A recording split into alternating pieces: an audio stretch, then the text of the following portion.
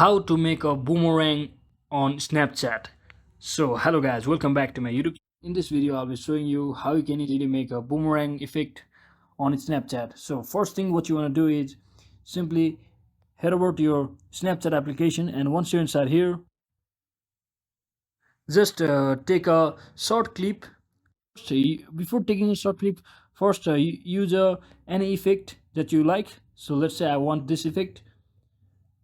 Let's say let me choose a cinematic one and simply record a short video clip.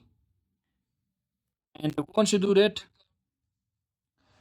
you'll have to scroll all the way down until you see this option and just tap on this 3 times, or you can just click on it and set it on the loop mode. As you can see, I have set it this on my loop mode, and it will automatically have the boomerang effect. As you can see on my screen, the boomerang effect has been already activated.